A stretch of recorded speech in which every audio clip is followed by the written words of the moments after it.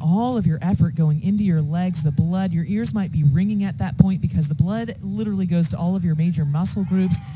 It goes out of your brain, so your ears can't function, and yet you're still supposed to have use of your hands with one oar in each one. We saw the bow seat over there of the Texas crew kind of lost the oars because that's it. That is all you got. To be able to make those quick decisions when your body is screaming. I mean, great job on the part of all those crews, and decisions being made here now in the Women's Youth Quad A final. Over in Lane 0, we have that Conestoga crew. Lane 1, Nereid. Lane 2, Redwood Scullers. Lane 3, Oregon Unlimited.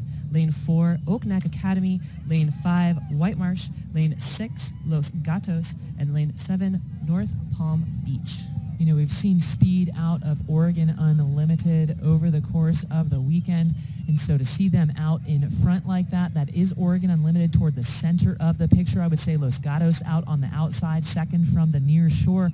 Los Gatos placed 6th in this event last year, so they have experience in this particular event. So there they are, one of maybe the 2 faster times out on the course. Redwood Scullers, we've seen speed out of them as well in lots of other events, so keep an eye on them. They were the winners of this event last year. Olivia Petrie was also in the single last year. I want to say she was the winner of the single last year, one of the single events last year. So she's in that Redwood Scullers boat, maybe sharing technical acuity and rhythm with the teammates. So going from the single, if you have special skills and you can get into a quad, a bigger boat, you get to go a whole lot faster, but you also get to help, you know, provide positive things to your teammates. You get to share skills. I always say that every person on a team is the best at something, and when you come together, you fill each other's gaps, and that's what these team boats really are about.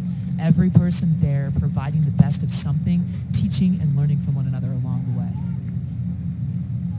Absolutely, and again, a coxless boat as well, so that roll of coxswain distributed amongst all 4 athletes while they are about sharing skills. About sharing skills, I know. And so a lot of them having to navigate the navigation, the toe steering is what we call the device that is in the shoe of the athlete who is commanding which center lane they can take.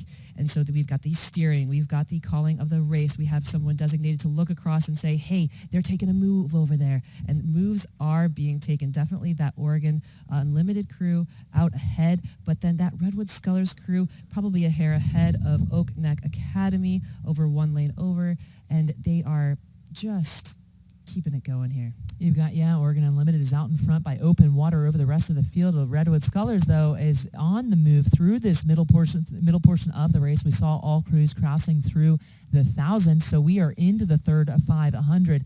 So to have momentum in the third 500 bodes well for your last 500 meters for your sprint. So Redwood Scullers, very tight along with Oak Neck Academy, another program that we've seen having great sculling happening this weekend, having had 2 single scullers in the first guys event that happened earlier today. So a lot of good sculling growing out of Oak Neck, I should say, or continuing out of Oak Neck.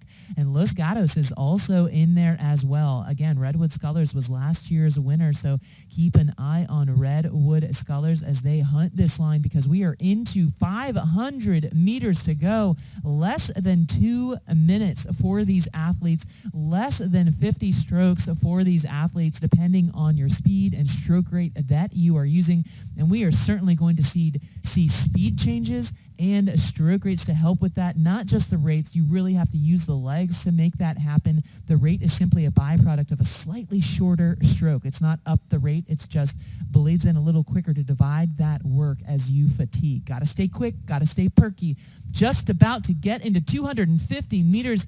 And I said keep an eye on Redwood Scullers, but Oregon Unlimited out in front putting on a show. Clear open water for Oregon Unlimited with 250 meters to go. Redwood Scullers just behind them by open water over what looks to be Oak Neck Academy. And then you also still have Los Gatos in there as well.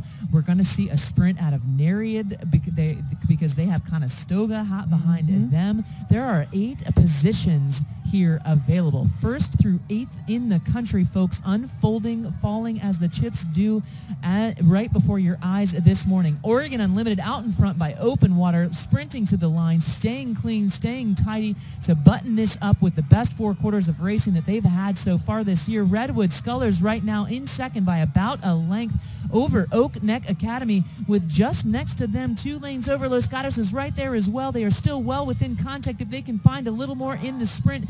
The line is coming with just about a half of a length separating those two. It is not insurmountable with the strokes left if they continue to sprint from here. On the other side of Redwood Scullers is Nereid. It is close between Oak Neck Academy and Los Gatos, maybe just a few seats for Oak Neck Academy. Nereid comes across the line, as well as Conestoga, followed by White Marsh and North Palm Beach.